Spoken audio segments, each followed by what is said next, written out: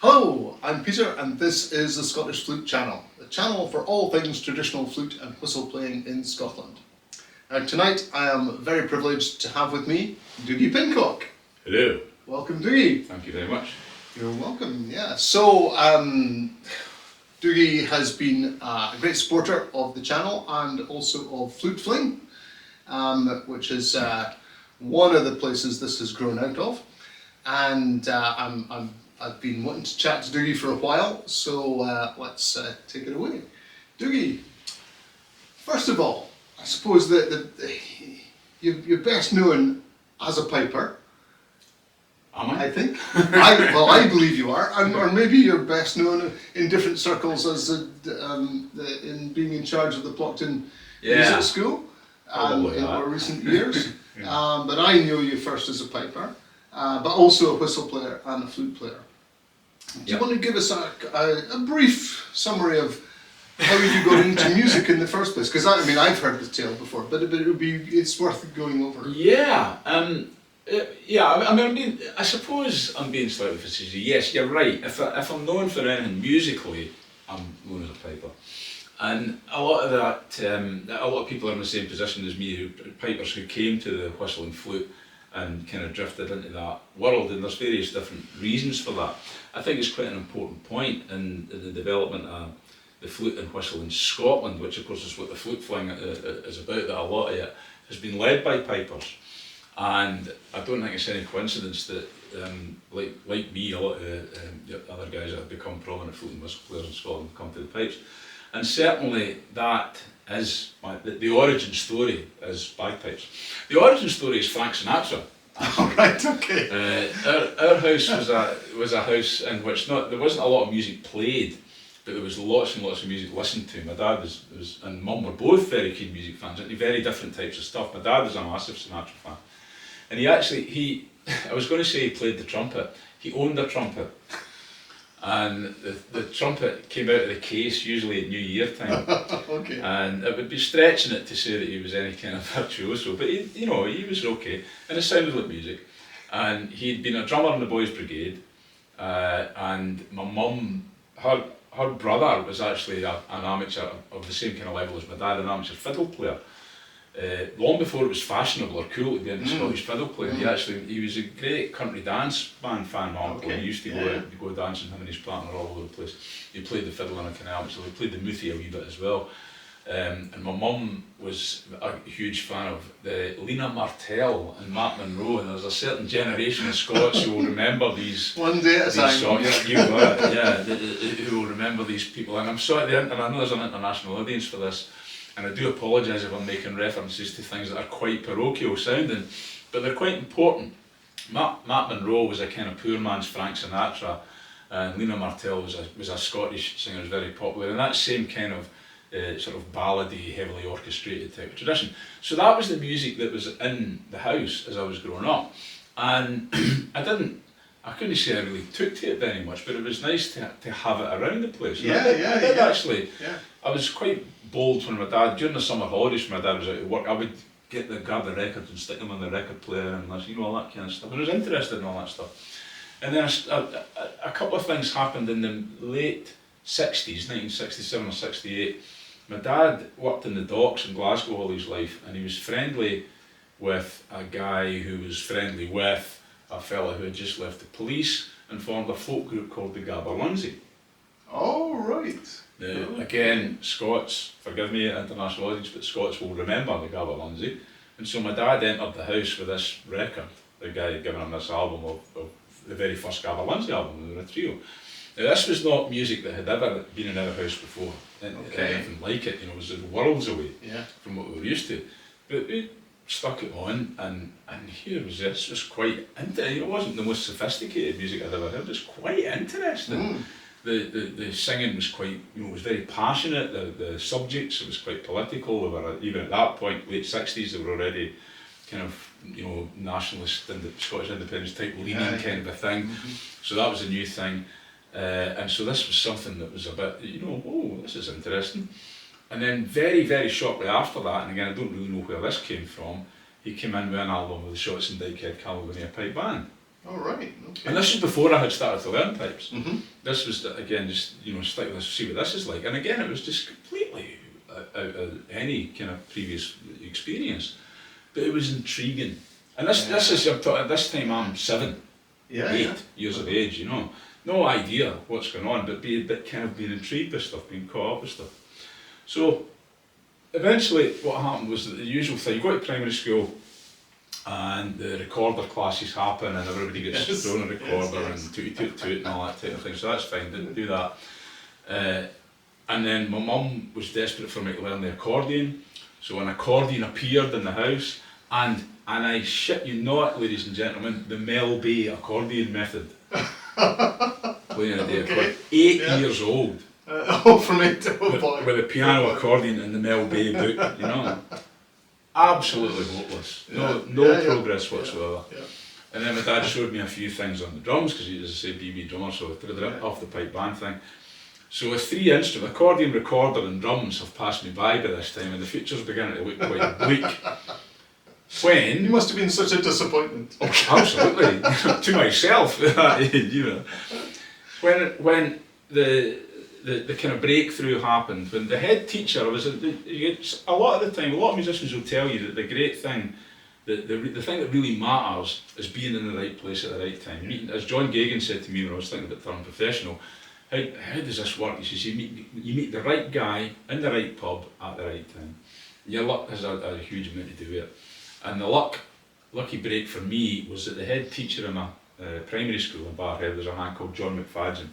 John McFadden was a very famous piper at the time, and he was very friendly with a man called Seamus McNeill, also a very famous and important piper. Seamus had established the College of Piping just after the Second World War, so there was a big kind of history between the two of them. Mm-hmm. And at this point they were very keen to establish instruction of piping in Scottish schools. Now, that must sound to a lot of people, again, forgive me, international audience in Scotland, that must sound quite weird, that there was no instruction of piping in Scottish schools. No. But it was the case. Absolutely. 1969, one instructor, Farquhar McIntosh, was appointed in Inverness schools. Apart from that, nothing. So in 1970, John McFadden decided that this, charity begins at home kind of thing, let's do it. So he came round the classes at the primary school, who wants to learn piping? Nobody even knew what piping was. I actually thought he was talking about plumbing. Okay. Seriously, I thought, pipes in the heck, what is this?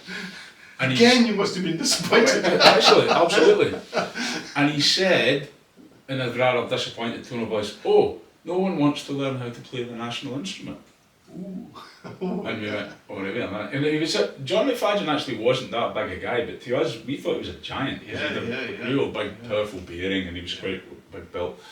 So it was a bit kind of, oh dear, well, we've done something wrong here, So he then explained that if we wanted to do this, we'd be out of class for half an hour every week. Right, okay. Yes. There's the incentive. There's the incentive there. Yeah. So, and this is a little microcosm of the way music has changed in Scotland. Not only in education, but in general attitude, right? So, that's fine. He goes round the classes, he gets a load of people to say they want to learn a national instrument, and they all troop down to the dining hall. So there we are, don't know, 70, 80 kids. Yeah, wow. Okay. Want to learn piping. So in comes as we say, the formidable Mr. McFadden. Now then, boys and girls, stand up if you play the piano. 30 kids stand up. Off you go back to the classroom. Okay. What? Your fingers are bent from playing the piano, and if you're going to play the chanter, your fingers need to be straight. Yeah. So, off you go. Right, so they clear the room. Stand up if you play the recorder. So now we're all, oh yeah, that's us, we'll be fine, no problem at all. We stand up, play the recorder, back to the classroom. Your fingers are bent. For the chanter, your fingers must be straight. Up the road. So that was me out the dining hall, wow. And at that point thinking, piping career's over before it even started.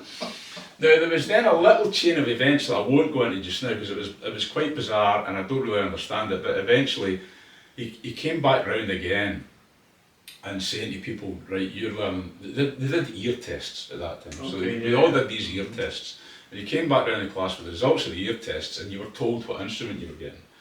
Margaret McComb, you're going to play the flute. Helen McDade, you're going to play the clarinet. Jacqueline Spence, you're going to play the whatever, saxophone. Douglas Pincock, would you prefer the flute or the chanter? Now, I don't know why that happened. I've never known why it happened. I've never been able to explain it to this day, but there was only one correct answer, because the formidable John McFadden was in front of me. That'll be the chanter, sir. Yeah, yeah. So there we go, chanter lessons, smashing. Kept the recorder going, and after about, I don't know, you know, I was only wee, some time, 3 months, 4 months, 6 months, don't know. I left my chanter lesson, and I was enjoying it, and I left my chanter lesson, and as we were walking out the gym hall, here was the formidable frame of John McFadden, staring down at me. Now then, Douglas. Yes, sir. Mr. Garraway tells me you're doing very well at the chanter. Thank you, sir.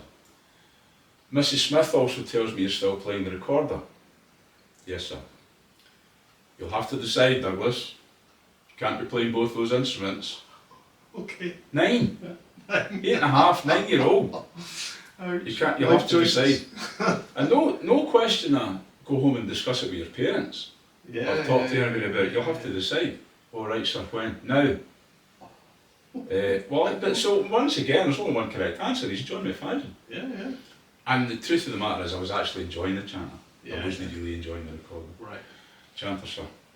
Right, off we go. And that basically, that little incident is why you and I are sitting here now. Because the whole path, that everything I did after that was decided in that moment when it was decided that I would become a piper. Yeah, yeah. Because I became quite a good one. Polish your seal. But you know, I was all right at it. It's true. And and also I was rubbish at everything else. So there was that's not. I don't think that's probably true. No, it isn't true. I actually did have quite a good academic career, but it came to grief in ways that may be touched on later on. Anyway, there I am, 9-year-old, a piper. So the recorder's abandoned. The pipes is it. That's your focus from here on in. There's obviously not going to be anything else. Do a few competitions, start winning a few prizes, leave primary school, no lessons at high school, nothing going on, because again, as I say, still no formal instruction of piping in Scottish schools. But it was recommended to me by, I can't remember, either John McFadden or John Garraway, the teacher, said you should go to the College of Piping, go to the evening classes at the College of Piping. Right, okay, so off I go, Angus McClellan, great lesson, competitions, and I'm heading along that. Is this in Glasgow? Glasgow. Yeah. Evening classes, and I'm heading along that Piper Road. So it's a road that's that wide. Yes. But I'm on it. Yeah. Off I go. All this time I'm being told not to go near pipe bands. Don't go near pipe bands. Pipe bands will spoil you. They teach the wrong stuff and they play crap tunes and blah blah blah. And I don't think that happens quite so much now, but there was justification for it, because it was true that at the time in the early 70s in village pipe bands, the standard of playing, the standard of teaching wasn't all that great, so I can understand where it was coming from. Anyway, the local pipe band was looking for players, and one of my mates who'd been in the primary school classes along with me had gone to the band. They were looking for players. He phoned me, I said, come on to the band. I said, oh, you know, you'll get warts on your fingers. No, don't. Anyway, off to the pipe band. And it was almost the kind of, after the John McFadden thing, this was the next kind of destiny deciding thing, was going to the pipe band. Because the pipe major was a man called Ian MacDonald. Known now as Ian MacDonald of Neilston, because it was Neilston Pipe Band. And Ian's son, Finlay, is currently the director of piping at the National Piping Centre. Wow, okay. So kept that kind of contact's been going all the time. The thing about Ian MacDonald was, he'd just taken over this pipe band. He was quite a young guy, young family. But Ian was interested in other types of music. So all of a sudden the road was opening up a wee bit. Okay, yeah. And Ian gave me, he took me under his wing. Kind of thing, and after a wee while, it's a long story that you could condense, but the mate of mine who got me into the band in the first place, left for a grade 1 band, wanted me to go do that with him. I didn't want to do that because I actually was, in spite of what I was saying a few minutes ago, I was quite academic and I wanted to try and concentrate on the school stuff. So Ian I would go to his house maybe on a Sunday night or a bit early before a band practice, and he lent me vinyl albums of everything. Yeah. So that wee road then just went, whoa, He gave me the Beatles. He was actually a singer in a rock band himself, so he gave me albums by Yes, and there was some people might know Emerson, Lake and Palmer, but before Emerson, Lake and Palmer, Keith Emerson was in a band called The Nice. The Nice, yes. So he gave me albums of The Nice and Yes, and this just blew my head open. Oh yeah. But more importantly than that, he gave me the Chieftains and Plankstead and the Bothy Band and the Tannahill Weavers and all of it. It was like that thing I was saying earlier, my dad came in with the Gabber Lindsay and the Shots and Dyke Head. It was kind of like, oh, this is quite interesting. But 5 years down the line, when I knew a wee bit more about music, it wasn't just interesting. It was like, I want to do that. Yeah. That's for me. Yes. And so that's when I first started hearing the Flute and the Whistle. Ah, okay. Chieftains Right. albums, Yes. Matt Malloy, Bothy Band, Alan MacLeod playing in the Tannies, all that kind of thing, and starting to think, there's something about what they're doing. Never thinking I would learn it, Yeah. but listening as a But listener. it's just as a Listening to Keenan playing the Uli pipes and Paddy Maloney, and I kept thinking, there's something about this. There's something more to this. Never thinking, still thinking in fear of Mr. McFadden. I can only play the Highland pipes, but nonetheless, thinking at that point there might be things that these guys are doing that I could bring onto the Highland pipes. Heresy, but yeah, kind of still doing. And I'm still doing that kind of thing, thankfully, because it's okay to do that now, which it certainly wasn't at that time. No. But from hearing these instruments, the next thing that happened was that the same Ian MacDonald, pipe major Ian MacDonald, had joined a little Glasgow group called Kentigan, a semi-professional folk band called Kentigan, and they got a deal with Topic Records. Now, just before that, Ian had done a guest spot on an album of Battlefield Band. Battlefield Band existed at that time, mid-70s, 75, but they had no piper. But they were playing pipe tunes. So they made a record for a Breton company called Arfolk, in which they got in 3 guest pipers. Ian MacDonald on Highland pipes, Dave Monroe on Ulian pipes, and Angus McGregor on Northumbrian pipes. Right, no, I didn't know that. Yeah. Each of them played on a track. Ian played on 2, each of the others played on 1 track. And Ian gave me a copy of this album. Okay. Here, you might be interested in this. Yeah. I've played on, right, thanks very much. The thing that caught my imagination on the album was not Ian's Highland pipe playing with the band, because I could do that. Yeah. It was John Gagan's whistle playing. Ah. John playing the whistle, playing Lady Madeline Sinclair and the Duke of Perth, and right, okay, that actually sounds as if I could do that. And I'm not being horrible to John, because it was great. No. But it sounded like something that I might want to do, and actually probably I was listening quite carefully and thinking it doesn't, okay, it's not what I usually do, but it doesn't sound quite as hard as some of the stuff I'm doing in the pipes, just might be able to tackle this. So I actually, and this is one for the whistle aficionados, right, these 2 tunes, Lady Madeline Sinclair,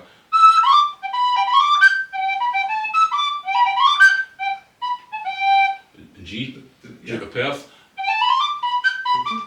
right, both in G. Yeah. I know nothing, so I go and buy a G whistle.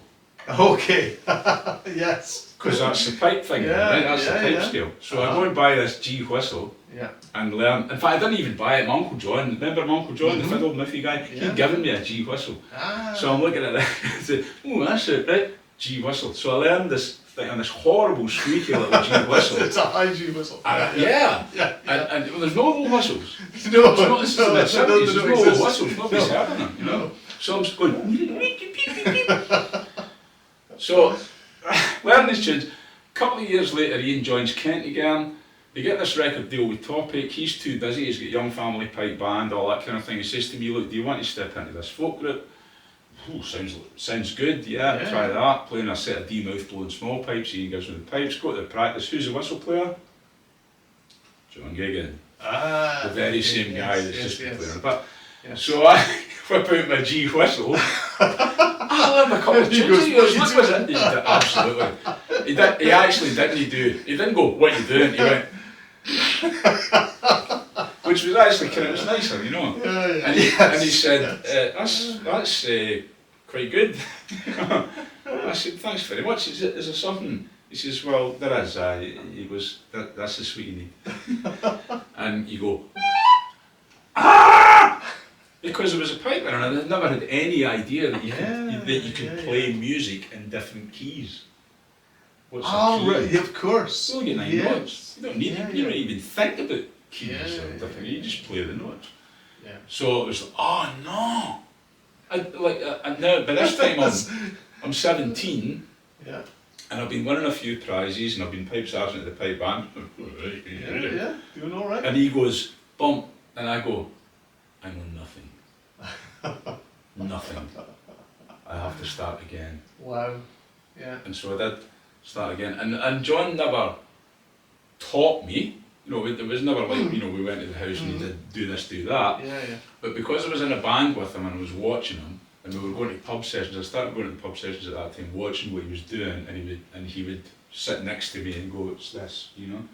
Yeah. And that was, That was enough. John, without teaching me, inverted commas, made me a whistle player. Yeah. And showed me all that stuff. And at that point, and this is the interesting thing about this, the cultural thing at that time, and where we are now and looking back and all that stuff, John was at the heart of a bunch of Scottish musicians who had heard the Irish bands in the early 70s, mid 70s, Bothy band, plans together, learned all those tunes, and there was a big, even at that time in Glasgow, there was quite a big Irish music community, and John was part of that.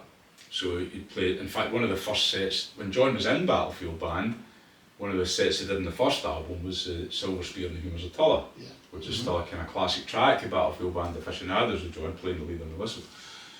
So started to pick up a couple of those things, and of course from listening to the Bothy Band, the Chieftain stuff, you get in the Irish thing. But these guys, and there was loads of them, and it was happening in Glasgow with the band, the people who eventually became Ossian. Oh, right, okay. And the Tannehills and Battlefield Band, but also in Edinburgh with all the guys that started in a thing called Corda, which evolved into Jock Tamson's Bairns, and then evolved into the Easy Club, and all those guys were doing it as well. Norman Chalmers, Jack Evans, Derek Hoy, Ian Hardy, all these guys. And what they were doing was learning the Irish stuff, sitting in the pub playing the Irish stuff and thinking, we're in Scotland. Yes. What is this? What are we doing?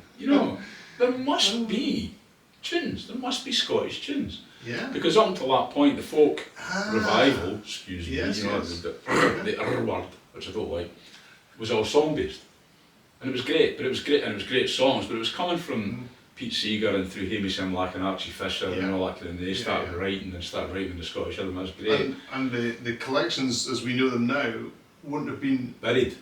Yeah, They were buried. Yeah, they wouldn't have been They discovered were buried. or rediscovered. Yeah, absolutely. Yeah. They were nowhere. So all these guys started right. There must be, it doesn't stand to reason that the Irish have all this stuff that they've had for hundreds and hundreds of years, and that we've got nothing. There's something wrong there. Yeah. So they went to the libraries. Yeah. They went to the Mitchell in Glasgow. They went to the National Library in Edinburgh, and they unearthed the collections. Wow.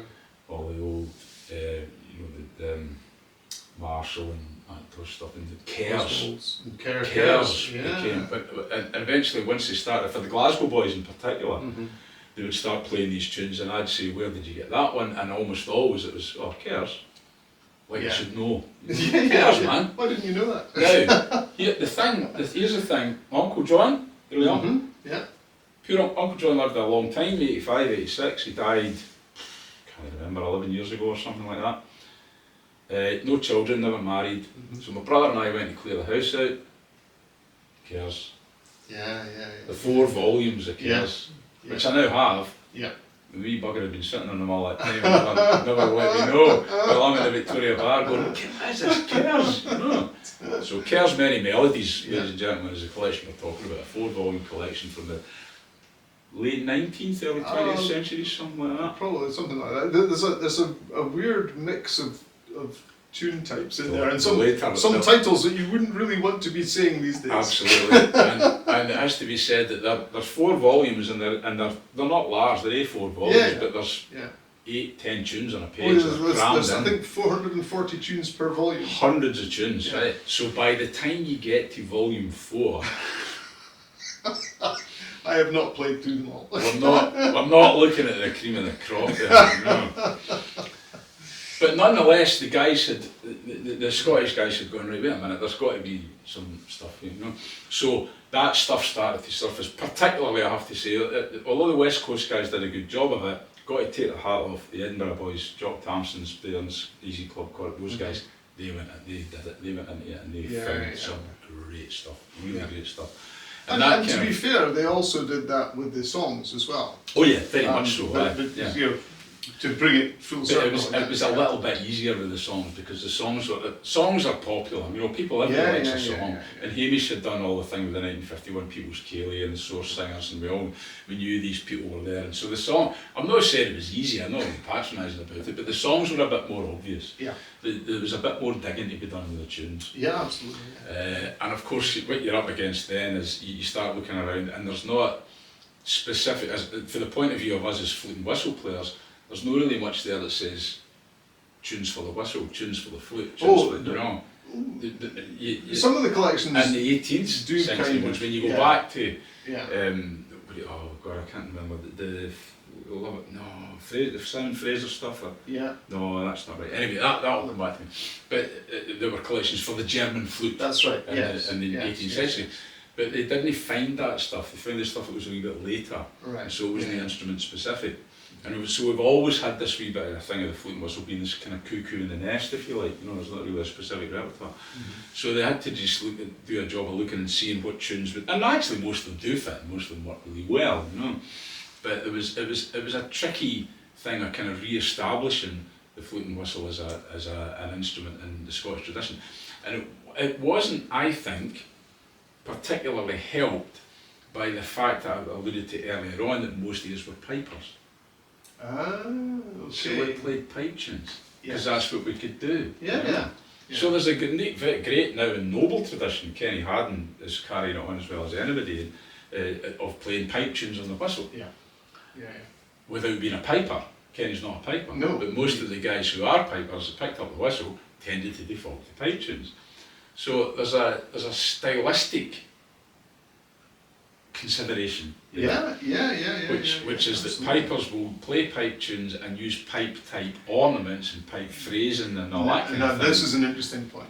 Which further dilutes any identifiably Scottish flute and whistle tradition that isn't to do with pipes. Yes. Now, so this is one of my slight bugbears, and that is if I was to play a pipe tune in a session or in a gathering, and there was a piper there, he would be critical potentially of the way I played it, because I'm playing it on a flute or a whistle. But my contention is that the flute and the whistle, it's like if I played it on a guitar, it would be different again because the way you ornament on that particular instrument is different. Even on the fiddle. How you would, exactly. So different how you'd ornament on a flute is very different as to how you'd ornament on the pipes. And I think there's room for both. Which of course there is. Now, I'm sorry if you've had such experiences.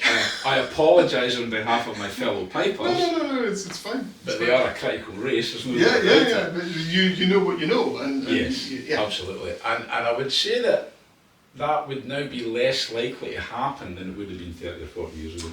Probably, Now, I had difficult discussions, with pipers in the 70s who were coming just into the... I'm not going to name any names here, but it's not going to be hard to think who they are because it was such a tiny pool. But there was a few pipers other than Ian MacDonald moving into the folk world in the 70s, but they would collar me, they were older than me, and I would meet them at festivals or in pub sessions or whatever, and they would, "Come here, son, you know, aye. Now listen, you're doing a good job here, this is good, you know, and with other instruments and all the rest of it, but remember, son, you're the piper. You tell them, they don't tell you." And I was like, that's not the bit I like about it. I don't like going, right, you need to play this. What I was enjoying was, what are you doing? Can I do that? Can I learn that? That was the bit I was liking. But it's a very direction. But it's a different environment again because, and in my simplistic way of thinking about the pipes, you've got the kind of solo pipe tradition, and this is wrong, but this is how it goes in my mind. You've got the solo pipe tradition, you've got the pipe band tradition, and largely the pipe band tradition is playing something in unison, pretty much. If you go into a band situation, which is not a pipe band, but a different kind of band situation, you're not all playing in unison, and that's different in itself. Yeah. So you've got to be open to that difference. Absolutely. And it's the difference that makes it a bigger and better, potentially better thing. Of course it does. And your way of thinking is not simplistic, Peter. It's absolutely accurate. You're completely correct about that. Still to this day, I'm still in touch with young pipers because I've just started working for the Piping Centre again, which is where I worked before in the late 90s before I took the Plockton job. And I'm now back in touch with young pipers, by which I mean 17, 18-year-olds, and they're still in those boxes. Yeah. They're in solo pipe band, you know. Now, they'll grow up, and hopefully I'll have some influence on doing the same thing that Ian McDonald did for me, opening that road. It's still there. Is that attitude that you described, does that culminate in the famous incident with Gordon Duncan? Well, was that an extreme version of that? It was an extreme version. I wouldn't hold that up as a typical example. I don't think it's typical, but it's certainly formative in a lot of people's minds.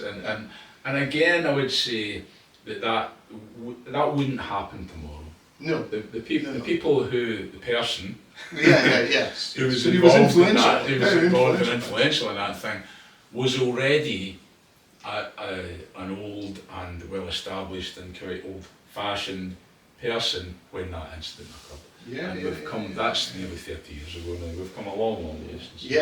Yes. And I'm glad to say, you know, and I'm thankful to think. I don't think that incident would happen. But did it need to happen in order for us to move on? No, it never needed to happen under any circumstances whatsoever. It was entirely unnecessary, and the man was an idiot. Okay. It was not. We should move on.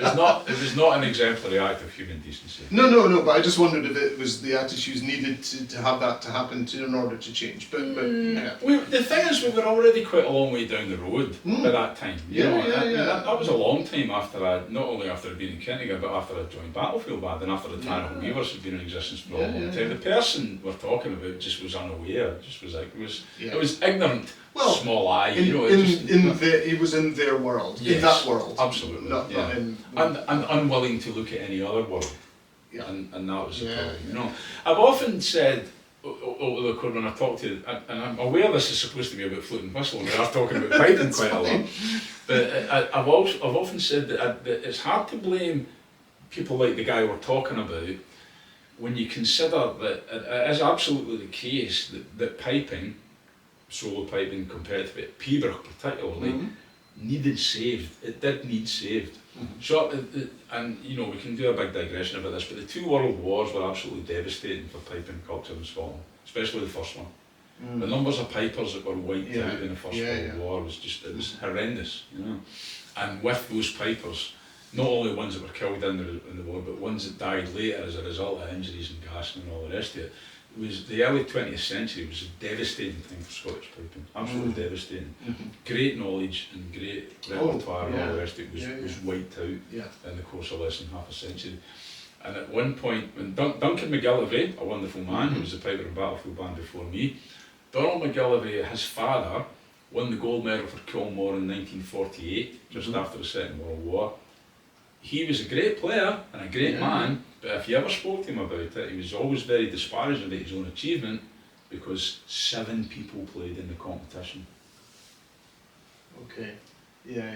And there's a waiting list now for the gold medal. There's only 30 places allowed in the gold medal, and there's a silver medal below that, which is 30 places in, and you have to qualify for the silver, and you can only get in qualifying for the gold if you do well. And there's a whole hierarchy. There's a queue a mile long of people desperate to get into the gold medal. In 1948, 7 people played for the gold medal. Right. Okay. Donald McGillivray won it. So there was a desperate need to save that aspect of piping. And at the front of that, we'll name the name, Seamus McNeill, I've mentioned them already, started the College of Piping, got with John McFadden, did all this stuff of getting people, did immeasurable good work for piping. Absolutely. Unfortunately, couldn't make the next step. Yes. And so what I've often said is that these guys were tasked with the job of preserving. But once the preservation had been done, it was time to move on. Yeah. And they weren't capable of, some of them weren't capable of moving past that point of preservation. Don't want to be blasé about it, but the preservation work has been done. There will never be any need for anybody to seek out a Peabrook again. There's people with websites, there's CDs, there's albums recorded, Peabrook Society's website, every tune is there in many forms, readily accessible, permanent forms, you know, we're fine, we've got it, we can move on. Now, those guys had to go through that process, and so it's understandable that they'd be a bit protected. I know that one of that generation, when I came up, again I know this from a third party, reliable source, my name came up in conversation many years ago, along with other people who were playing in folk groups, and the person who told me the story said that they were taken aside and said to this piping luminary, you know, you've got to admit these guys they're good pipers, you know, whatever else they may be doing, the music they're playing and all the rest of it, they are actually good players. To which the response was, aye, but how can you trust a man that wears an earring? Which I was doing in the mid-80s. I see you're wearing an earring today. And have done ever since, by the way, as a reminder of those days. You know, I never will know it. I got my ear pierced when I was in my mid-20s, not long after I joined the Battlefield band. My dad came to a gig we were doing in the Mitchell Theatre in Glasgow, and he hadn't seen me with this thing, so I kind of gingerly walked up and shook his hand, and he just looked and went, aye, well, if you're going to live like a gypsy, you may as well look like one. Which of course is not acceptable these days, but I thought it was really acceptable at that time either. But you could see that's the stuff that was kind of ingrained, and that was. And I mention all this because it was to illustrate that it was part of the process of moving on. It was this moving on. And to turn it back to what we're actually supposed to be talking about, part of that process of moving on was learning other instruments. Yes. And not getting warts on your fingers. You didn't get warts on your fingers? No, I didn't get warts on my fingers. So, aye, that was kind of a long road for a shortcut. No, it's good. It's good because I think that sets the background. Yeah. As to so you joined. Did you say was it Kentigern you joined? So Kentigern I joined in 1979. We made one album for Topic. I was learning some whistly stuff off John, listening to the Bothy band, and said, "Do you know, I'd really love to learn to play the flute." And John said, well, I've tried a couple of times, I've not made any headway with it, but I've got this flute here, you can borrow it. Okay. Yeah. So he lent me, the maker was not clear on it, but it was a wooden bodied flute with 6 working keys and an ivory headpiece. All right, okay. Which was shit. It was rubbish. But of course I didn't know that, you know. No, of course. Trying to make this thing sound like Matt Malloy. Yes. Thinking that it was in my interminable naivety. Now, by this time, 17, 18, maybe 19, I'm quite good at this stuff, you know, I'm winning. Why can I not make this sound like Matt Malloy? And even Matt Malloy couldn't have made this thing sound like Matt Malloy. But you don't know. So and tooling away. And eventually, I think I did play that flute initially, maybe when I joined Battlefield Band at first. But no, not quite. When I was a student at Glasgow University, so I went to, in the middle of that, I was mentioned earlier about being academic, and at this point we're talking about there's no degree courses or anything like that for teenage, not in schools as we'd said, you know, all this stuff's a long way away. So you've got to do something. So I left school with a clutch of hires, quite good, you know, and did 6th year, and went to university. Civil engineering, you know, because that was what I was told to do. Boys did engineering and made money, and that was fine. And I hated it. I hated engineering and I hated engineers. It was awful. But we're going to get on like a house on fire. But you know the guys that flick the peas at each other off the end of the fork and the can, you know, and they all played rugby. Sorry, you know, but and they went to the beer bar and it was all that kind of stuff, you know. This was at a time at Glasgow University when things were changing a lot in terms of the student unions, and there was a lot of the divide. The Glasgow University Union was male only, and the Queen Margaret Union had opened up to male members. Yeah. So all that undercurrent was going on, and unfortunately a lot of the guys, I was on the side of going to the Queen Margaret Union, joining in with the ladies and all that kind of thing, and a lot of the guys on the engineering courses weren't like that, so I never fit. I didn't fit. And it doesn't matter. Anyway, the point is I spent most of my time in the pub learning how to play music. Right. And I knew already how to play pipes, so I spent most of my time learning how to play whistle and flute. And at that point I started moving over and going to the Irish sessions with the Glasgow Colts, Jimmy McHugh, the great Glasgow Colts sessions, all dozens of tunes off those guys. Yeah. But there was no other flute and whistle players apart from me and John, they were all playing fiddles. Ah, okay. So there was kind of nobody to learn from except one guy who flitted in and out of the sessions, and he was great when he was there, but he wasn't there all that much. His name was Jimmy Young. And Jimmy was one of the first guys, Scottish guys, to play the flute. He actually played, Jimmy's first instrument was the bones. He was a terrific bones player. And he came in and was playing the bones, and then he started playing the baran, but then he wanted to play tunes, and somehow or another, Jimmy was quite a resourceful guy, and he sourced a flute. And I actually have Jimmy's piccolo. This is Jimmy's piccolo that I got from Jack Evans. So I've still got, Jimmy's not with us anymore, but I still retain this connection to Jimmy. And I retain it very fondly because he was incredibly helpful. He could be quite a curmudgeon, Jimmy, and a lot of people that played in bands with him would tell you that. He was a kind of really opinionated. But when I was a young guy coming on and Jimmy spotted another flute player coming through, he was really, really helpful. So there was Jimmy and there was John, and we were kind of doing what we could. And then eventually I joined, when I was at university. The reason I mentioned university was because for money only, I joined the Officers Training Corps and joined the pipe band at that. And the drum major of the Officers Training Corps was friendly with a man called, ready flute players, George McElwham. Yeah. Ooh. All too often that's the response these days, so a real shame. George McElwham was a wonderful fella. I actually never met him, but he's known, in the flute community. It's a real pity that George McElwham had been born 30 years later, because then if he'd been in the midst of what's going on now, he would have been gold dust. George was principal flute of the Scottish National Orchestra before it became royal. Metal flute, concert flute player. Yeah. But he had a huge interest in simple system flute. Yeah. And he was a good piper. Oh. A very good piper. Yeah. Really, could have competed, but was busy playing in the orchestra. And he was one of the first guys. And if you do get the chance, before we started the cameras rolling, you were talking about maybe interviewing Eddie Maguire. And if you do get the chance to interview Eddie, ask him about George McElwham. Right. Okay. Because Eddie would definitely have known George, and he probably would have learned quite a lot from George. Actually, George was a good composer as well. And Eddie is the guy, the most senior guy we have now, who bridges the classical and traditional divide. Yeah. But Eddie will tell you, I'm quite sure, that before him there was George. Yeah. And George, George came too early. None of us knew we had George. That was a real shame.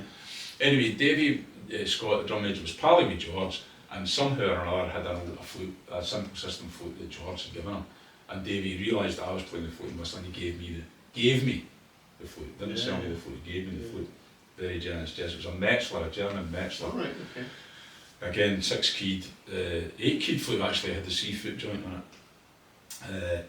And little silver inlays around the holes, around the finger holes. Yeah. It was a loud and strong and good toned instrument. But a lot of flute players who will know more about this than me, the A was as sharp as a tack. I don't know why that's a thing in some of these European flutes. The A was just brutally sharp. And as a piper I tried taping down all the rest of it, but I actually ended up playing that flute with a big lump of blue tack in the A-hole to try and bring it down. And unfortunately there was so much blue tack in the hole that the note became quieter than all the other notes. So I had to heave into the A to try to... It was actually probably not that great an instrument, but it did the job at the level that I was able to play the flute, which is still not that high, but it certainly wasn't high at that point. It did the job. Because the flute and Battlefield Band, I was in the Battlefield Band as a piper, with whistle as the second thing I did, and flute as the third instrument. Right. So the instrument was adequate for what I was doing in Battlefield Band. So when that was the time then when I really once I became a professional musician in 1983 and joined Battlefield Band, at that point I had to up the game. That was then, you're not in the pub sessions anymore, son. It's all very well trying to kid on your Malloy, but people are listening to you now. So how did that come about though? I mean the Battlefield Band thing. Yeah. It came about partly because of John Gagan's connection, but mainly because Duncan McGillivray, who'd been the piper in the band at that time, Duncan was the first piper in Battlefield Band. Battlefield Band broke up. They did that stuff in the mid-70s I was talking about with Ian McDonald, but it wasn't going anywhere, and the band broke up. Brian McNeil and Alan Reid worked as a duo for a little while, but it was vaguely dissatisfying. It just wasn't quite as good as Battlefield Band. So they decided to have a go at putting Battlefield Band back together, but trying to think about how they could make it different, what would be the added ingredients, right? So that's the point at which they did two very significant things, one of which continued for the rest of their life and the other one didn't. They brought in a female singer, Jenny Clark. Yes, yes. And they brought in a piper. Okay. They were playing pipe tunes, but they'd no piper. So they brought in a piper, Duncan McGillivray. Okay. And did the guitar come later then? Well, the guitar had always been there. The guitar was in on some form or another, the guitar had always been there. Yeah. Duncan played the guitar, but there had always been, at the time Duncan was in the band, there was other guitarists. So the guitar had always been there. It was a female singing in the pipes. Yes. They had other dalliances with female singers, but for various reasons it never quite worked out. But as soon as they put a piper in, that was then there for the rest of the time. And Duncan was that piper, but Duncan was busy, as a lot of people will know, with the farm in Colrossie, and he did 4 years at that, but he needed to go back, and his parents were getting on a bit. So he wanted to leave the band, and I knew John, I'd known Brian McNeil, I'd done a few floor spots with Brian McNeil at the Falkirk Folk Club, but the real reason it came about was because I got a gig playing, being part of the house band for a play in Edinburgh. Okay. At the Lyceum. Right, okay. And the reason I got the gig was because it was quite an interesting, it was a very interesting thing. It was written by a guy called Hector McMillan. Hector's big hit was The Sash. He did a thing, it was a huge thing. So Hector wrote this play, and Hector was very interested in music. Hector was actually a fiddle maker in his kind of spare time. He was very interested in music, and there was a really wide-ranging span of music which incorporated a lot of traditional stuff in the score for the play. Robin Morton was asked to produce the music. Okay. And part of the band needed some pipes and a wee bit of whistle. And Robin was casting about, and Brian McNeil said to him, well, why don't you get Dougie Pincock? I was at university, I was still at university at the time, I was supposed to be at university at the time. So I got hooked into doing this band for this play. Robin was the producer. The band was myself, an Edinburgh drummer, a well-known drummer called Dave Swanson, who's been quite popular in the MU, keyboard player called Robert Pettigrew, and Malcolm Jones. Oh, right, okay. Rig fame. Yeah. So that was the band, and that was the first experience I'd had of doing that type of thing. And it was a great show with great music and a great band, which I was lucky enough to be part of. So Robin was producing the music for this thing, and after that Duncan said, I need to leave the band, and Robin then knew what I could do, because he'd seen me doing the band, and he had the vouchsafe of Brian, who I knew by that point, and John Gagan. So it just came about that Duncan wanted to leave, they needed somebody else to come in. Boom, there it was. A known entity. It's a slightly known entity. It's still a bit of a gamble. The joke at the time was that I was brought in below the average age. And it did actually finish my university career, because I'd completely lost interest. This was before I'd finished at university, but I completely lost. I was teetering anyway, but the offer of going on the road with this big carrot in front of me, going on the road with a band, that was it, So, there's actually... and did you perceive that as a risk or just as an opportunity? An opportunity. Yeah, because I had nothing else. Yeah. There wasn't a question of being a risk, because I knew I wasn't going to be a civil engineer. Yeah. So it was that or unemployment, quite frankly. My parents didn't view it that way. No. What, no? to borrow a line from a subsequent member of Battlefield Band, John McCusker, when he did the same thing. John was asked to join the band when he was 17. Same kind of experience. And John, I wish I'd thought of it, but I give due credit as John's line. The hardest thing in the world was to go back and tell your mother that you're going away in a van with hairy men. That was. I'm reminded of the story of the Human League. when what's the guy that was Phil Oakey. Phil Oakey found these two dancers at a disco, and then he went home to their parents in his full makeup and hair and everything, and persuaded them to let us go on the road at 17. Yeah. And there's a more sinister element to that than yes, McCusker, that's for sure, you know. Yes. But nonetheless, that is, that's the long answer to your short question. That's how that came about. No, but so then, now being then a full-time musician, so like all my, I mean, it was like being, if you're a football fan, it was like being asked to play for your favourite team. I was already a Battlefield Band fan, you know. If you were a Rangers or Celtic or a Manchester United or a Liverpool fan, and somebody came along and said, "Do you want to play for your?" I was like, "Oh man, you know." I was just short of my 22nd birthday. When I actually officially joined the band, and I was bursting, you know, and I was just full of. But it's a great concept. I mean, I know the Battlefield Band weren't the first, but to have the pipes there added so much drive. Well, it did that, yeah. And the thing it did for that particular band, and I think the other guys also in the times would probably say that as well, was you knew that you had these great tunes, and so they were playing pipe tunes anyway, but to then stick them into their native element, but then also put the other stuff around them, and this of course was the revolutionary thing at the time, the thing that Mr McNeil objected to, and many others by the way objected to. But Duncan McGillivray said a very wise thing about it. He said, listen carefully, we're still playing these tunes exactly the way you play them on the pipes. It's what's happening round about them. Okay. That's different. You know. Duncan never really changed what he played.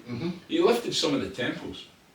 Right. But Duncan never really changed his style of playing. Now, nowadays, 40 odd years later, 1979, people do alter their style and they do, play things a bit straighter and a bit faster, but Duncan never did that. Okay. Even at the high tempo reels and jigs, he still made sure there was a bit of swing about them and the dot and cut thing and a bit of and all the ornaments were exactly, we never cut anything out, everything was there exactly the same as it would have been, a wee bit faster, and what was changing was the stuff that was round about it, and he was absolutely right about that. And Duncan said that in public a few times, you know, but he said it to me when there was a kind of handover period between he and I, because my university career, as I say, had gone to shit. So we actually did a couple of gigs together, which was great. And so there was that little transition period, and he was very, very helpful. Really couldn't have been nicer, and great about in terms of that. Be ready for the flack you're going to get from the world of piping. Have your answers ready. Here's one of the answers. You're not actually doing anything as that. You're still playing pipe tunes. You're still playing them in the pipe way. It's the surroundings that are changing. Yes. And of course, as some bands, not all of them, obviously, still stayed quite a sort of refined style of playing. But the Tannies, and certainly the Batties, the keyboards, the drum machine, and all the rest of it, as it was getting more and more powerful, more contemporary, more rocky, the pipes can carry that. They can hold their own. And add a bit to it.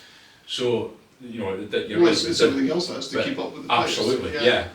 Now, there's a good in to the other instruments thing, because what that means is that you can't have pipes all the time.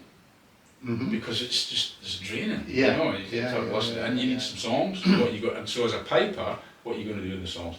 So if you speak to Duncan, Ian MacDonald, Alan MacLeod and the Tannies, all these guys that were in there at the time, why did you learn the flute and whistle? Because you can't play the pipes all the time. You can't play the pipes in the pub session. It's too loud. Oh, I've been there. Exactly. It's too much. And it's in B flat, so the poor fiddlers are, and their box players are. So you have to look for something else to do. And the fact of the matter is that most of us, whether we like to admit it or not, most of us learned the whistle in order to give us something to do. There wasn't any great altruistic thing about, the whistle is a marvellous instrument and I must learn how to play it. It was like, I can't play the pipes all the time, so what am I going to do? A lot of us learned the banana. There's quite a lot of us can still, Ian MacDonald, Alan MacLeod, myself, quite a few of us can still beat a pretty handy rhythm on the banana, because again, we're just looking for something else to do. It's this light and shade thing. But also, but you can't really play the pipes when someone is singing a ballad, for example. So what are you going to do? So you pick up these other instruments, and then if you're lucky enough to be good at it, but also if you're interested, and if you're genuinely, like as I was saying, the thing that appealed to me was learning. Getting in amongst. I didn't mind solo playing, but it's a little lonely up there, you know. And the pipe band thing is like more tunes. Yeah. What I enjoyed at that, and still enjoy to this very day, is playing with other musicians and going, "What are you doing?" And learning stuff. And it was coming in that way because it's a reasonably good academically, but an utter failure in terms of any academic achievement, but still with a fairly active brain and wanting to know stuff. How the hell do you do that? So nowadays we call that lifelong learning. But that's lifelong learning. Yeah. Well, one of the labels that's actually seen me through a lot in my career, especially when getting the Plockton job, is APL, and a label that was introduced to me by Mark Sheridan, who ran the Strathclyde University course, so accreditation for prior learning. Oh, you don't have any qualifications, nothing Yeah. past school, but they look at what you've already done and go, oh, okay, that's quite good. So that's how I got my job at the teaching at the Royal Academy when the degree course started. That's how I got my job at the Piping Centre. That's how I've got the Plockton job. Not through qualifications on bits of paper, but it's but through a experience. CV. Yeah. And people going, oh, he's done, what? He's played with it? Yeah.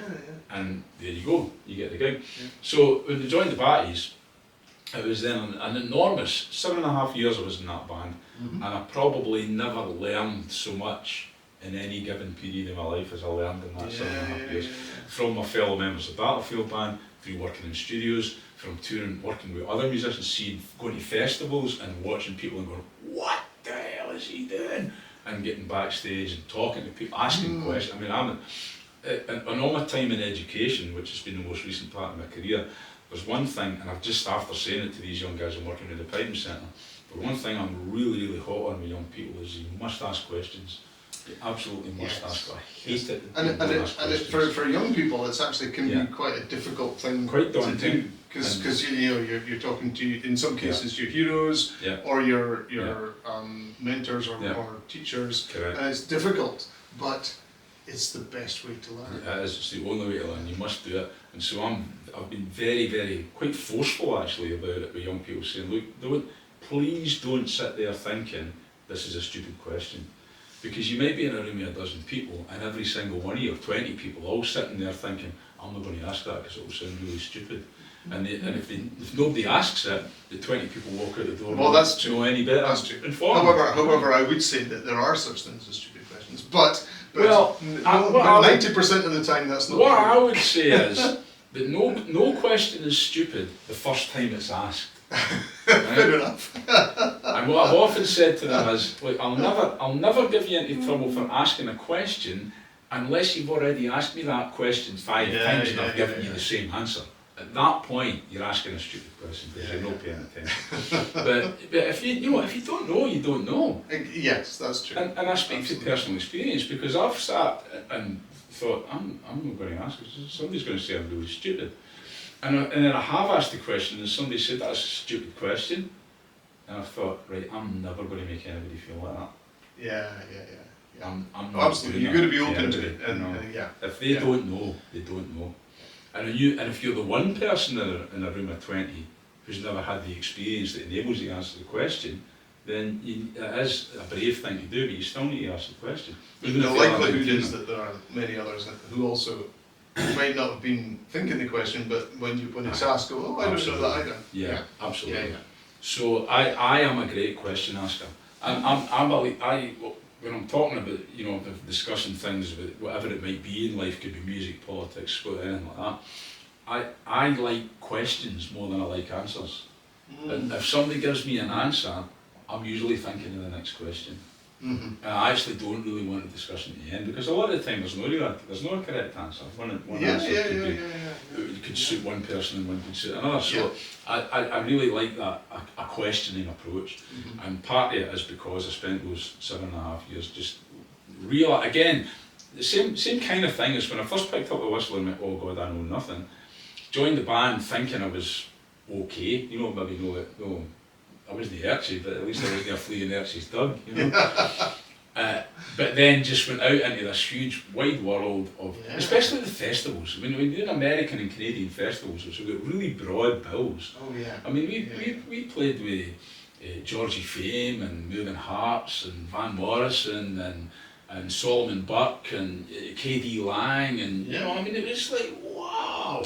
And I had always listened, as I described to you earlier on, right from a very early childhood, I had always listened to a wide variety of music. When I was in my teens, because of Ian MacDonald giving me these albums, when I was in my teens, learning the bulk of my repertoire and learning all my Pembroke and all the rest of it, I was listening to Pink Floyd and 10cc. And if anybody had asked me what kind of music I liked, I would have said Pink Floyd and 10cc. I wouldn't have said Pembroke. Yes. Well, you didn't want to get beat. What are you into? Oh, I'm into the McCrimmons, me. Not a hope. So I was into, but as far as anybody else was concerned, I was into Pink Floyd, Led Zeppelin, yes, just King like Crimson, else. Exactly. Yeah. And actually what's interesting about that is, and broadening it out to a more general musical discussion and talking about the times, right? I loved soul music. Oh yeah. When I was listening to Stevie Wonder and the Temptations and the Stylistics and the Four Tops, I was like, this is amazing. But I couldn't say it. Because if you were in the prog rock gang and you admitted to liking Stevie Wonder, you were finished. So, that's interesting. So it's only as an adult that's, and that experience has informed my attitude towards a lot of what happens in what we so-called traditional music world. So I think I'm fairly broad-minded, and I certainly think that there are times when I hear stuff I don't like, but I, a bit like that kind of the political thing. I may not agree with you, but I'll defend to the death your right to say it. So I hear a lot of music that isn't for me, but I'm kind of glad it's happening. Because as we often again resorting to cliche, time will tell. Well, time will tell, but also your view of the world isn't the only view of the world. No, absolutely. And other people have different ways of expressing themselves and enjoying themselves. So and they're all equally as important as your. Absolutely. And as again to try and pull it back to some kind of relevance. We didn't mention relevance. Okay. Well, never mind that then. Let's talk about it. That time in Battlefield Band was when I started to learn the saxophone. Right, okay. Well, which I was actually, in a positive way, if you can imagine such a thing, I was bullied into learning the saxophone by Robin Morton, who bought himself a saxophone, couldn't play it, got frustrated with himself, and one day, and what really was just one day, I walked into the studio for a rehearsal and he gave me the saxophone and he says, "Here, you can do that. I can't do it. You can do that. Get on with it." Talking about it. Saxophone. But, he was part of it was he was hoping that he'd be able to learn it so he could play a couple of tracks on the album. He liked all that stuff. Robin was a great guy. We could do a whole interview with Robin Morton. And he liked to be involved in things, He played the banana on a couple of tracks and he sang, he just liked to be involved in things. And I think he had thought, because Robin was a great blues fan when he grew up. He could play the trumpet a wee bit actually. He was a huge fan of blues. And he'd gone to America. Boys of the Law broke America for traditional music. But Robin had been to America way before that. Robin had been to America when he was a student, going around all the blues clubs, Chicago, New Orleans, all that type of thing. And he loved all that stuff. And he bought himself this saxophone, I think, thinking that he would play on a couple of Battlefield Band tracks. Because the sound was getting quite contemporary and he thought the sax would fit. But he admitted defeat. And he said, "You're fired! Get up, sir!" Won't use his language, but so I went, okay. And again, in that same spirit of like, don't know, we'll try it. Here we go, And I'm still playing the sax. I'm a poor saxophone player, but I enjoy doing it, and it's another string to the bow. And it came out of that time in the batties of learning stuff. So. Deep breath, right? We've reached 1990. How long are we doing for time? We're at 1990. Okay. And I come out the Battlefield Band. Right. So what prompted that? Family. Okay. And also just having done it for a long, 7.5 years, and it was good. It was good, but it was the same guys, and it was the same. We were doing a lot of the same gigs, and I couldn't really. Robin was mad at me. It's just starting to break, son. We're just starting to come through. Don't leave now. Enough's enough. and family, my daughter was born and all that kind of thing. I didn't want to be on the road. Some people can be, Alan Reid, God bless him, kept going and was on the road all the time. His family was growing up. It's the right thing for some people. It was the right thing for me. So I wanted to be. So I came off the road, and that's the point. For the first couple of years, and again, we'll skip a wee bit here. Right? It's relevant to what we're talking about here because this is the way I got into teaching. Okay. But the way I got into teaching was through piping, first of all. So we'll skip that bit, and we'll go to 1993. Okay. When I got my call to do my first face. Right. And at that, two things, right? The teaching thing, but also in the 90s, I started getting a lot of calls to play on albums as a session musician. Okay. But I wasn't getting calls as a piper, I was getting calls to play whistle. Right. To flute. Uh-huh. So in the early 90s, there's a point at which I stopped, this is only my perception, that may be complete bullshit, but there's a point at which I stopped becoming known as purely a piper because I'm not performing as a piper anymore. Right. Uh-huh. And I started to become a bit more known as the guy you want on your record if you want a bit of. This is the days of the kind of Celtic thing, everybody was playing. The low whistle had become a popular thing. Reverb had become very popular indeed. Clannad had a couple of hits. So I got a lot of calls to play long notes on the low whistle, which the engineer would then soak in reverb, and off you go, ka-ching, great, another pair of shoes for the wind. So that's fine. So I played on about 60 albums, 63, 65 albums in the 1990s as a session musician, of which maybe 20 or 30 were pipes. Okay. And the rest would have been flute and whistle. And so you were based in Glasgow? I was living in Western Bartonshire at that time. We'd moved out of Glasgow and we were living in Renton. If anybody knows, hello Renton, if anybody's listening. Doubt that very much actually, not the kind of place where Scottish traditional music is all that strong. But we were living in Western Bartonshire, and I was working. So the pipe thing, 92 to 93, did a bit of private teaching. 93, I get the first call from the Face movement in the Highlands, and that was to teach whistle. Pipes at first actually, but then a wee bit more kind of the whistle thing started to appear. So I started doing that. And then I got a call, as I get a little bit more involved in that, I got a call from the Easterhouse Arts Project in Glasgow, and that was one of the best, probably, I think it was about 2, maybe 3 years, and that was one of the best periods of my entire career. It was absolutely fantastic. Myself, George Jackson of Ossian, and a guy called Keith Easdale, and the great Scots singer Gordina McCulloch, of Clutha fame and all, absolutely brilliant. The four of us became the kind of teaching team for this Easterhouse Art, going into primary schools, starting with the whistle and singing, but then adding in the fiddle and the guitar and making the mixed instrument things like that. It was amazing.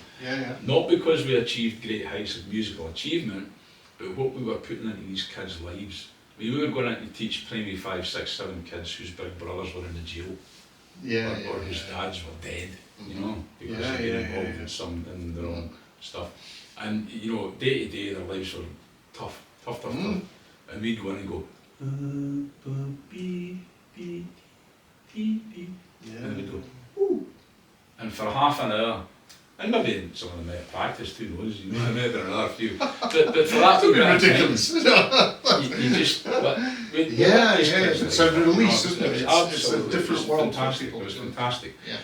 But for your point of view, George, God bless him, no longer with us, and Keith and even Gordina would have said that we learned a lot of ourselves in that time, because it wasn't a case of going in and teaching it. Teaching it at degree level and teaching people about that's one thing, but if you're trying to impart this to people that really don't know anything about it, they're interested, don't always hit them, that's a different way of transmitting things, and we learned a lot about and from ourselves, from each other, about how to put this music across. And I still use a lot of it, even though I work at a forgive me, higher level these days, I still use a lot of the same techniques that I learned at that time. About being enthusiastic, about making sure that you don't go into too much detail for people, about putting that across as something you should be enjoying first and foremost.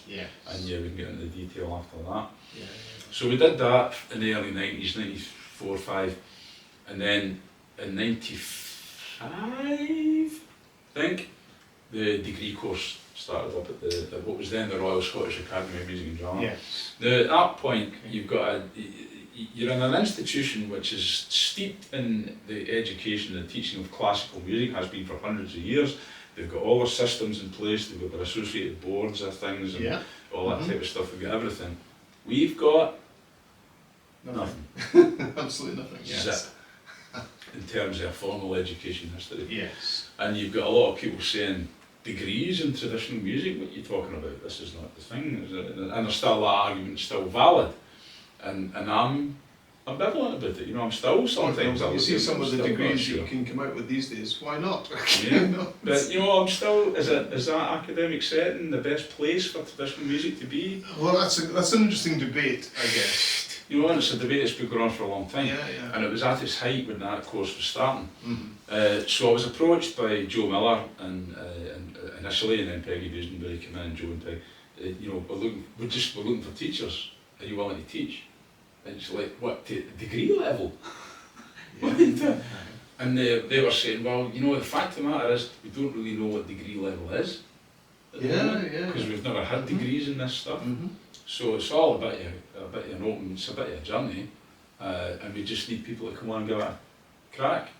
So again, in that same spirit I was talking about earlier on, about being inquiring and asking, what's to lose, you know, let's give it a go. So was that primarily whistle or flute It as was well? flute and whistle pipes? and group work. Okay, yes. No piping, I didn't do any piping. Yeah. I was brought in to teach flute and whistle, interestingly enough, as second study only. Okay. And that's another debate. That's something Yeah. that will be touched on. It's, you know, I think this continues to be touched on in education. Is the whistle, not so much the flute, but is the whistle worthy of first study at degree level? You know? Okay. Again, another, you know, quite a long debate. And in Plockton, after it, because I started the thing in Plockton in 2000, it's after 5 years of the degree course. We had the same decision to make. We decided that we'd offer whistle as a second study, but you could do it at first study combined with flute. So a combined first study of flute and whistle. Because most flute players play the whistle, let's face it, you know. And a lot of whistle players play the flute. You know that you don't necessarily you're going to be better than one or the other. So we decided we'd offer a combined first study. I don't think that they did at that point. Although I think now you can definitely do flute as a first study at the conservatoire, and I'm glad of that. I'm not sure whether you can do whistle or just as a second study, but that was the kind of state of play. So that was where I kind of established my, probably, you know, I've been doing a bit of teaching, primary schools, private stuff and all the rest of the face movement's all good. But if I established any kind of sort of, if you can establish credentials or a reputation as a teacher of a particular instrument, I suppose doing it at degree level, but carrying it off at degree level is the thing that can really establish you as somebody that's, you know, worth giving a gig to, you know, or worth listening to, or whatever. Well, certainly, yes. Although I've known a lot of academics who you wouldn't want to meet in business. No, absolutely, but this was remember, this was a practical course. This wasn't about teaching the theory of how to make a musician. This was here's the tunes, but also here's the ornaments, here's the phrasing, here's the rest of the stuff. And here's how it combines with others. Correct. Yes. And so you're going in at a much higher analytical level, a level of analysis that probably hadn't really been applied a lot to flute and whistle playing before that time. But fortunately for me, and again, the likes of Duncan's needs would tell you the same thing, we were able to draw on the piping background, which is rigorous. Very rigorous and very analytical. To the point where Jim McGillivray, the great Canadian piper, has produced a fabulous tutor book called Rhythmic Fingerwork, where all the grace notes are put into rhythm, and it's not tunes, but all the ornaments are given rhythmic values, and you play along. Well, that's interesting. I hadn't thought of that. It's fantastic. It's really because I've often thought of something similar to do with how do you approach roles on the flute, or how do I approach roles on the flute, and my preferred way is a certain rhythm to it. Absolutely. But recognizing that you can do it other ways for other effects, and or other people will just do other ways. What we're told, but I hadn't thought of that, putting that into a general idea. The reason we have grace notes and pipes, embellishments, is because that's where the rhythm comes from, because there's no breaks. Yes. Yes. It's a continuous flow of sound, so the only way you can get rid, there's no dynamics. Yeah. So the only way you can get a rhythmic effect is to put something in that separates the notes. Absolutely. And that's graceless. And so where, to the level that Jim's done it, and the level that a lot of the Canadian guys are very, very good at this kind of level of analysis, is that you can take the same ornament, but you can put it on the beat. You can make it so that the ornament starts on the beat. Yes. You can make it so that the ornament ends on the beat. Yeah. You can you can make it so that the beat comes in the middle of the ornament if that's what you want. And it's a fantastically detailed level of analysis. And if I hadn't had that at my back, I don't think I would be able to do a convincing job of teaching flute and whistle at tertiary level. You know? It's funny, you've reminded me of something completely separate. I remember watching an interview with Mick Fleetwood and John McVie, and they said that the reason Fleetwood Mac was so successful was because, now I'll have to get this right, the bass was slightly in front of the beat all the time, or most of the time. And that's what, but they did it in a very conscious way. But it's a similar thing, but different. Yeah. It's a very similar thing. The absolute master of it was Charlie Watts. Oh, right, The Rolling Stones. Go back and listen to the Rolling Stones stuff, especially when he was playing with Bill Wyman. And those guys could put stuff just anywhere it wants to be. Yeah. And because I like that music, and also because I like drums a wee bit because of what my dad did, but also because of the pipe and the analytical thing, I do a lot of my teaching at the more advanced level. I talk a lot about this business of where the beat is. And I have a little phrase, Peter, and you can have this one for nothing because many people have had this before and I find it very useful. You can't move the beat around, but you can move around the beat. Yeah. You're welcome. But that's the kind of, that's what I'm talking about, is the kind of, how the hell are we going to teach the tin whistle in universities? Well, you can. And that's because there's a level of musicianship associated with that instrument. It's not the fact that it's a simple instrument, it's the fact that it's the music. In music combined with other people. Yeah, and this thing is the tool which you use to teach musicality. Yes. And you don't worry too much about whether it looks like a toy or a simple instrument or whatever it is, because that's what you need. So all that stuff, all the background, all that kind of thing, eventually led up to 2000 when the Plockton job came up, and the list of attributes on the job advert was just all the stuff I had been doing for the previous 20 years. Except budget management. That was the only thing. That was on the list. Well. But at the same time, I thought, right, that's couldn't. And I can. How hard can that be? So they'll give me, what I say, budget management is, I think, and for 23 years I carried this, they'll give you a certain amount of money, don't spend any more. Me and Mr. McCobber would have got on just fine. So, as I say, all those experiences that led up to getting the Plockton job, which, ladies and gentlemen of the international audience, I was the director of the National Centre of Excellence in Traditional Music, which is quite a highfalutin sounding title for a secondary school education project. It's still running, I've retired from it, but it's still there in the West Highlands of Scotland. But it's open to young people from all over Scotland. They audition to get in, it's not for beginners, they already need to be pretty good. They audition to get in, and if they're successful, they do a programme of specialist traditional music education on top of the normal secondary school education. So it's quite demanding. And I was fortunate enough to do that job for 23 years actually. But I wouldn't ever have got near it if it hadn't been for all the stuff that we've spent the last hour and 18 minutes talking about. So that brings us reasonably up to date. However, I think you've missed something out. Oh yeah? I was recently introduced to an album called Something Blue.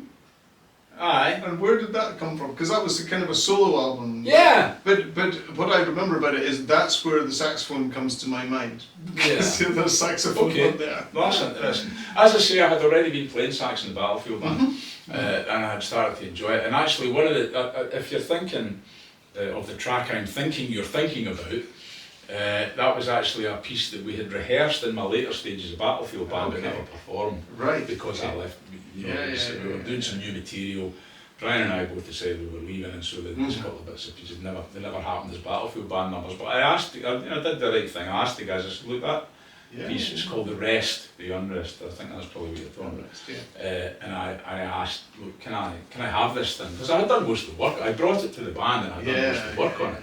Can I keep this? And they were, yeah, on you go. So that was fine. So there's a couple of other saxophone tracks on that record. I mean, we've kind of, it would be hard to talk about everything at the time, but as well as playing on those session albums that I'm talking about, I released one studio album, one solo album on Green Tracks Records in 1994, and it was called Something Blue. I also published B-L-E-W.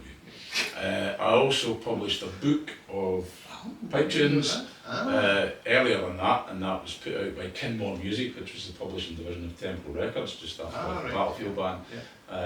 And that is called The Gem So Small, which is the name of a tune that I wrote when my daughter was born. She was premature, she was wee. Wow. Okay. And a cousin of mine found those words in a very appropriate verse of Robert Burns. Right.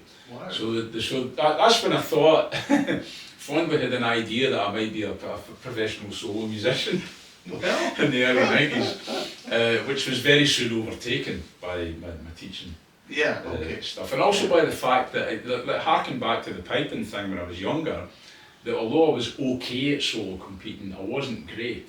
I got a lot of third prizes, and eventually I got kind of sick of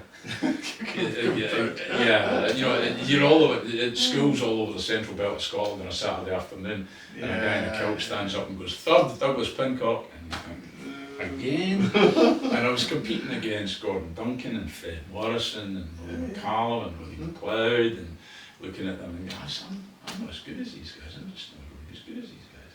So I need to do something else, and that's the folk music came along and saved me a wee bit for that. So at the start of the 90s, again, it was a bit like, what am I going to do here? I've got no pals, I'll be a soloist.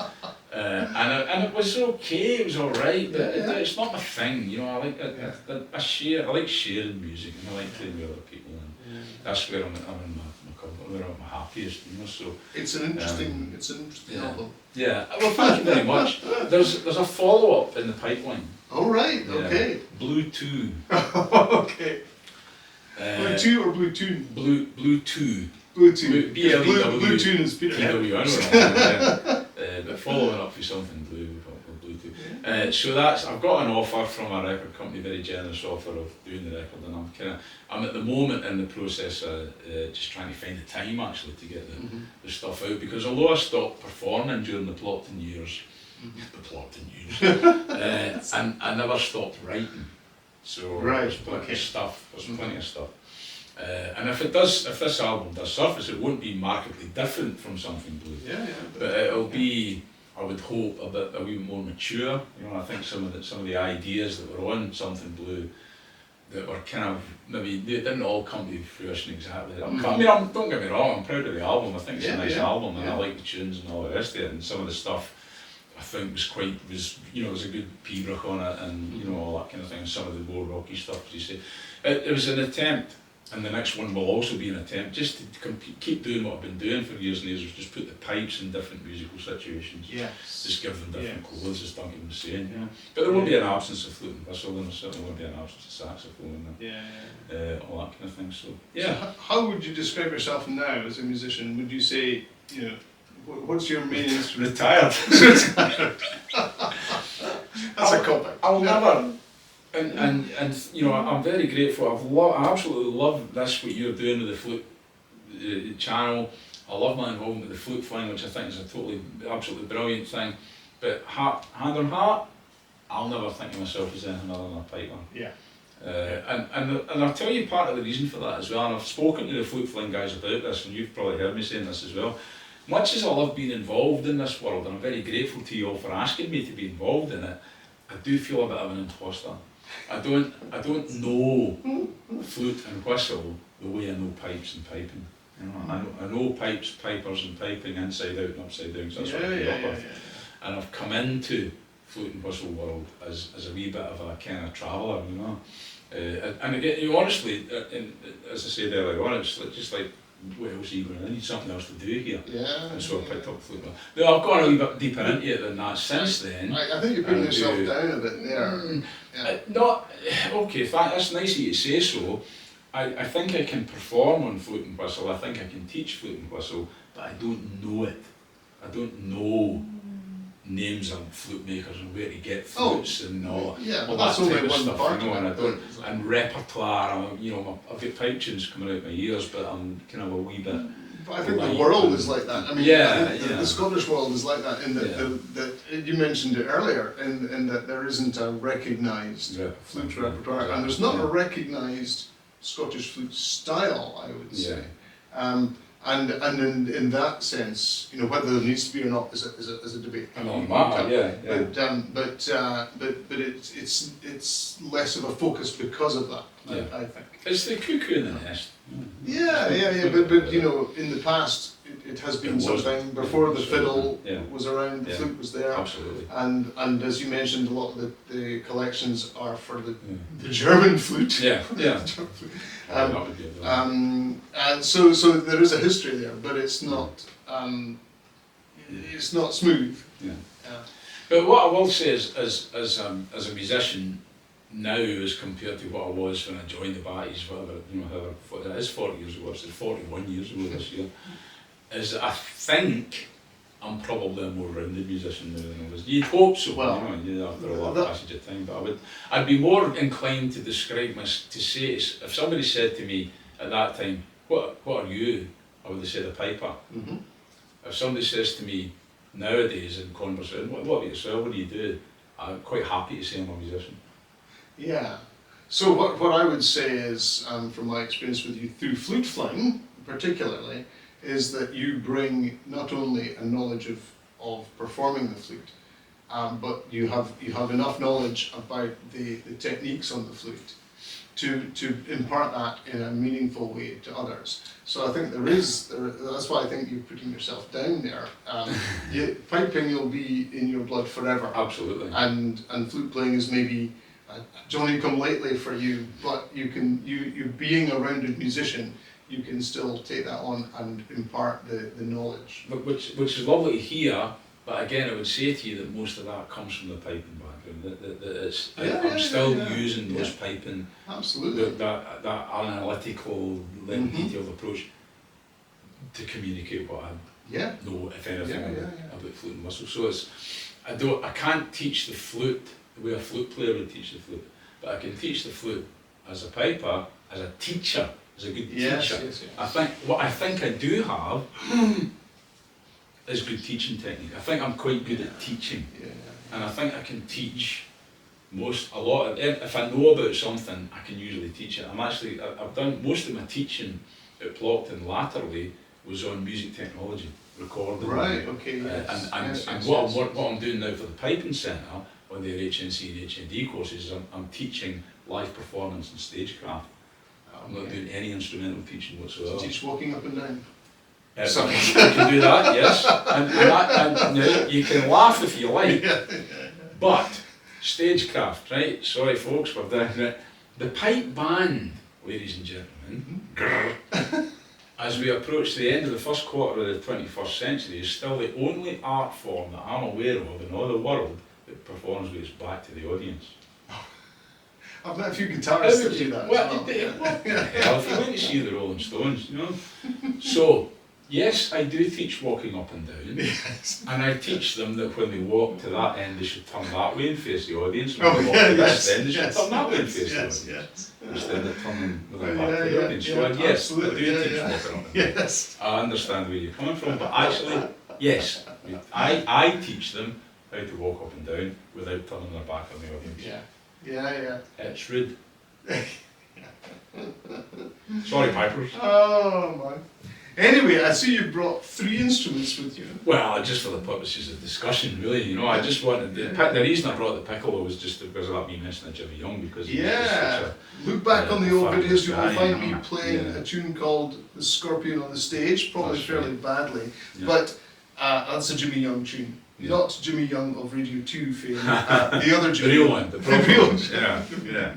And actually I stuck the flute on the table because I just never get the chance to mention it, but I was talking about the old ivory-headed thing and the Metzler flute and all the rest of it. But after I left the Battlefield Band and I finally had some money, I bought this flute off George Ormiston in 1992. Oh, right. Okay. And that was the point at which, even though I had done all these records and all the rest of it, that's the first time, thank you George, that's the first time I had a proper flute, a good working flute that I enjoyed playing. And so I actually wanted, we've ended up skipping a lot of things, but I just wanted to drop this in to give a nod to George, because George really kind of revolutionised the flute in Scotland by making good quality instruments available. It's interesting because it came out in the discussion I had with George. Look back at the videos. This one with George. I think Kenny Haddon had mentioned it in a discussion that flute playing in Scotland got a revival because of the availability of instruments. Absolutely. And that was a kind of different concept, and George had been taken aback by that and hadn't thought of himself in that area. Well, I can assure you he was absolutely vital. Because as a guy who, again, talking about, like, I don't know flute and I don't know the flute scene, I had no idea, I still have no idea where I would find a flute. I know from my own purposes, I had a very cheap flute that I got at an auction.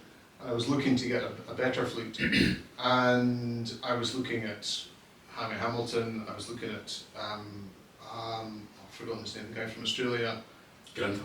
Not Grinter, because I didn't have that much money. The other guy from Australia with the he writes prolifically, and it was Kenny that said, have you tried George?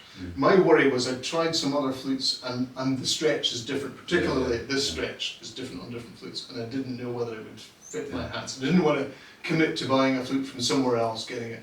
And George came up to not this house, but my previous house with 3 flutes and went, try it. And I went, wow, that fits. Yeah, good. Yeah, and that's George Speed. He's a crucial figure. And you can't discuss the revival of flute in Scotland without talking about George Ormiston. And George didn't live near me at the time. He lived 120 miles away. And still does. Yes. Still, wouldn't he? Yes. He's committed. He's a great man. Yeah. So, are you going to give us a tune or two? Yeah, I will. I'll play the whistle if that's all right. Yes. Can I feel the whistle was it was the first thing that opened up the door for me. After the pipes and meeting John and all the rest of it. And it's still.